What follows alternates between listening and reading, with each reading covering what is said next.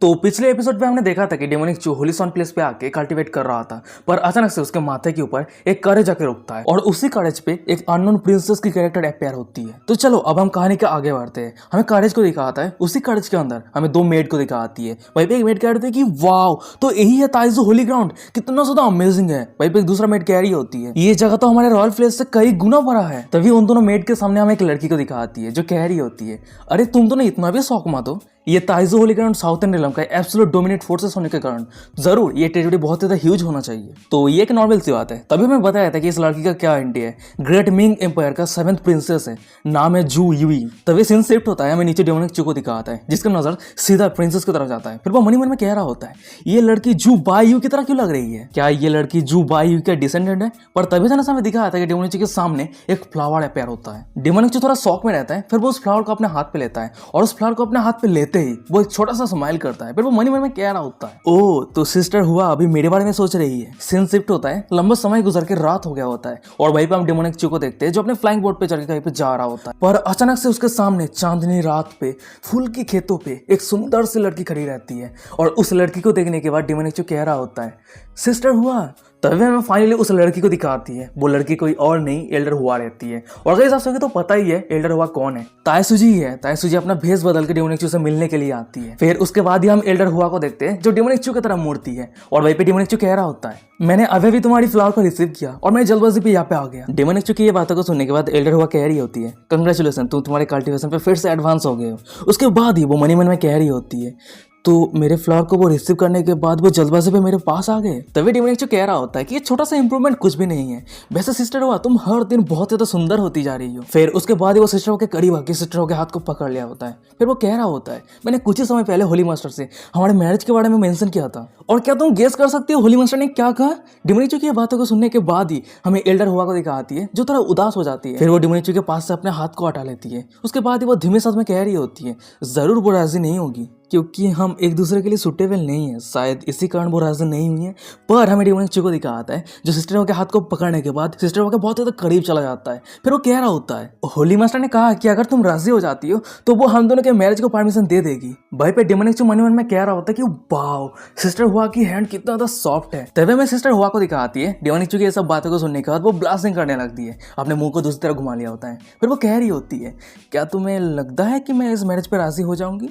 Demonic चू कह रहा होता है ये बहुत ज्यादा दुख की बात है, मैं ट्रेनिंग के लिए होली ग्राउंड बहुत जल्द छोड़ने वाला हूँ और अगर सिस्टर वाइज मैरिज पे राजी नहीं होती है तो मैं नहीं जानता कि हम दोनों फिर से कब मिलने वाले हैं। डेमोनिक चू की ये बातों को सुनने के बाद सिस्टर वो कह रही होती है तुमने तो अभी सोर पे ब्रेक थ्रू किया है पर तुम इतनी जल्दी होली ग्राउंड को छोड़ने के बारे में सोच रहे हो। सिस्टर हुआ की ये बातों को सुनने के बाद हमें डेमोनिक चू को दिखाता है जो अचानक से जमीन पे बैठ जाता है। फिर वो एक फूल को उठाते हुए कह रहा होता है मैं हमेशा के लिए होली ग्राउंड के अंदर तो नहीं रह सकता है ना, अगर मैं रहता भी हूँ तो मैं स्ट्रांग नहीं बन पाऊंगा। पर असल में सच्चाई यह है कि होली ग्राउंड को छोड़ने का मेरे पास कोई मन नहीं है। सिस्टर वो कह रही होती है ट्रेनिंग के लिए बाहर जाना ये तुम्हारे लिए बेनिफिशियल होगा और वैसे भी तुम एक निर्णायक व्यक्ति हो, भावनाओं से बंधे हुए व्यक्ति नहीं हो।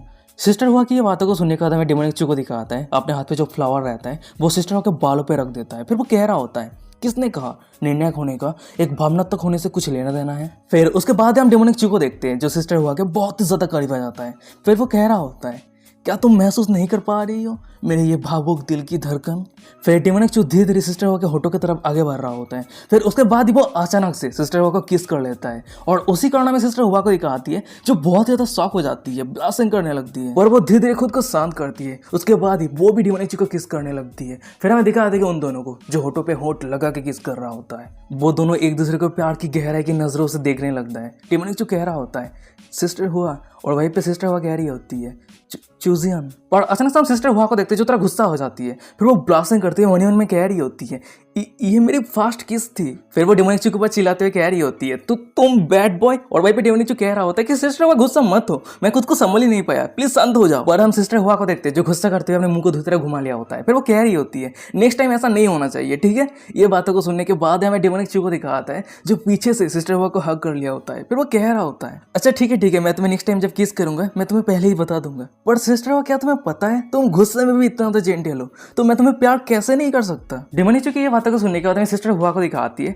जो मुंह फुलाते हुए कह रही होती है तो तुम मुझे छोटी सी लड़की की तरह देखते हो क्या, मैं सच में इतना ज्यादा इजी हूँ। फिर उसके बाद हम सिस्टर हुआ को देखते हैं जो अपने पास एक रिंग को निकाल लिया होता है। फिर वो डिमोनिची को कह रही होती है ये एक डिवाइन गेट स्टोरेज रिंग है। जब मैंने ताइवान सिटी डिफेंस वॉर पे पार्टिसिपेट किया था तो मुझे ये रिंग रिवार्ड के तौर पे मिला था और इस रिंग के अंदर बहुत ज्यादा स्पेस है। वैसे बाहर जब तुम ट्रेनिंग करने के लिए जाओगे तब कोई भी चीज ले जाने के लिए बैग यूज करने के बजाय इसे यूज करना। डिमोनिची कह रहा होता है कि अच्छा ठीक है, पर सिस्टर हुआ क्या तुम इस अंगूठी को मेरे उंगली पे पहना सकते हो। सिस्टर हुआ कह रही होती है कि अच्छा ठीक है, कोई दिक्कत नहीं है, मैं तुम्हें पहना देती हूँ। तभी डिमोनिची कह रहा होता है क्या तुम्हें पता है अगर कोई औरत किसी आदमी को एक रिंग गिफ्ट करती है तो इसका मतलब क्या है। सिस्टर हुआ कह रही होती है ये तो सिर्फ एक स्टोरेज रिंग है, इस पे क्या मतलब हो सकता है। ये बातों को सुनने का तो मैं डिमोनिची को दिखाते हैं जो सिस्टर हुआ के हाथ को पकड़ने के बाद आगे जाने लगता है। फिर वो कह रहा होता है नहीं नहीं नहीं नहीं, लेजेंड ने कहा है ब्रह्मांड के दूसरे छोर पर एक जीवित तारा है। वहाँ एक महिला द्वारा एक पुरुष को अंगूठी देने का मतलब है कि वो महिला उस पुरुष को बहुत ही ज्यादा प्यार करती है और वो उससे शादी करना चाहती है। डिमोनिची की ये बातों को सुनने के बाद मेरी सिस्टर हुआ को दिखाती है जो एक जगह पे बैठ जाती है। फिर वो कह रही होती है क्या सच में इस तरह के कोई अजीब रिवाज है, पर हमारे तियानकोन कॉन्टिनेंट के अंदर तो ऐसा कुछ भी चीज नहीं है। पर अचानक से हमें डिमोनिची को दिखाता है जो सिस्टर हुआ के सामने घुटनों के बल बैठ जाता है। फिर वो सिस्टर हुआ के हाथों पे एक किस करता है। फिर वो कह रहा होता है सिस्टर हुआ तुम मेरे प्रपोजल को कब एक्सेप्ट करोगे। सिस्टर हुआ कह रही होती है क्या तुम मेरी एडवांटेज लेना इतना ज्यादा पसंद करते हो।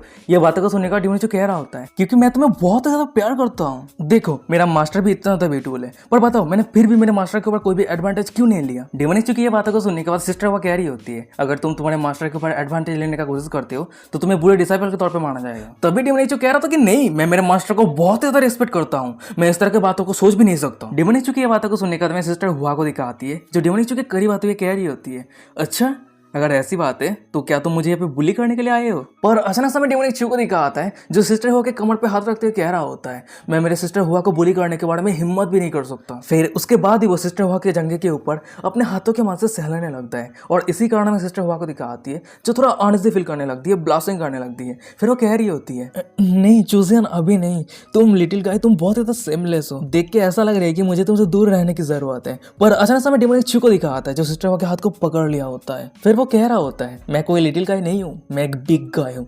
उसके बाद ही वो सिस्टर हुआ को जमीन पे लेटा दिया होता है। फिर वो सिस्टर हुआ के ऊपर चढ़ गया होता है। फिर हमने देखा वो दोनों को जो एक दूसरे की तरफ देख रहा होता है। फिर उसके बाद आप सभी को पता ही है कि लेजेंड डिमोनिची आगे अब क्या करने वाला है। वो सीन तो आगे हमें नहीं दिखाया है, पर हमें एक सीन दिखा है कि एक काला बिल्ला एक सफेद बिल्ली को कर रहा होता है। और गाइस ये सीन को देखने के बाद जिसका खड़ा हो गया है वो जल्दी से बाथरूम पे जाके हिला लो। सीन शिफ्ट होता है, हमें कुछ घंटे के बाद का सीन दिखाता है। भाई हम उन दोनों को देखते हैं, उन दोनों का ही आधा कपड़ा खुला रहता है और आधा कपड़ा पहन के रखा होता है। वो दोनों ही एक दूसरे के हाथ को पकड़ के रखा होता है और वो दोनों आसमान की तरफ देख रहा होता है। तभी डिमोनिची कह रहा होता है ओ हाँ सिस्टर हुआ, होली मास्टर ने कुछ ही समय पहले बहुत सारे पावरफुल फोर्सेस को तायसो पीक के अंदर बुलाया था। वो सभी मीटिंग पे क्या डिस्कस कर रहा था। सिस्टर हुआ कह रही होती है कि आसमान में एक सीक्रेट इलम है जिसका नेचुरल फॉर्मेशन बहुत जल्द ओपन होने वाला है और वैसे तुम आसमान पे वो चमकता हुआ तारे को देख पा रहे हो, उस तारे को कहता है ताइची और वही स्टार सीक्रेट रिलम का गेट है और ये नेचुरल फॉर्मेशन हर 2000 या 3000 सालों के बाद ओपन होता है और उस सीक्रेट रिलम के अंदर बहुत सारे ट्रेजर है। लेकिन ये सीक्रेट रिलम के अंदर छोड़े गए कल्टिवेशन पाथ के खंडहर की तुलना में कुछ भी नहीं है। वैसे ये बहुत ज्यादा किस्मत की बात है कि एक ग्रेट सेंट भी सीक्रेट रिलम के अंदर रखा गया एम्पायर के लेगेसी को रिसीव कर लेता है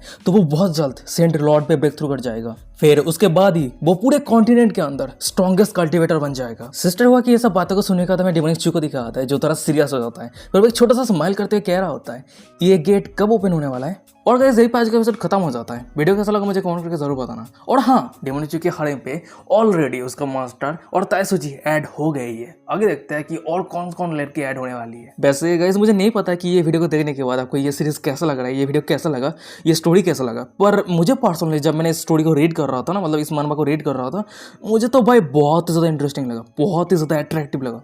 तो देखते हैं आगे क्या होता है। स्टोरी तो बहुत ज़्यादा इंटरेस्टिंग होते जा रहा है और आप लोग भी कमेंट करके बताओ कि ये स्टोरी कैसा लग रहा है। सिर्फ नेक्स्ट एपिसोड के बजाय और भी कुछ कमेंट करो यार, मतलब स्टोरी पे कुछ है क्या नहीं, कुछ और कमेंट करो, इससे मुझे भी अच्छा लगेगा। ठीक है, तो चलो कमेंट करके बताओ कि ये सीरीज़ कैसा लग रहा है, इंटरेस्टिंग है या नहीं। और देखते आगे मैं और भी ज़्यादा इंटरेस्टिंग तरीके से एक्सप्लेन करने की कोशिश करूँगा। और यार अपने दोस्तों के साथ शेयर करो, शेयर नहीं क्यों नहीं कर रहे हो यार। मेरे रिसेंटली व्यूज़ पे, मतलब वीडियो पे तो व्यूज़ नहीं आ रहा है। 20,000 व्यूज़ आ रहे, क्या यार क्या व्यूज़ है यार।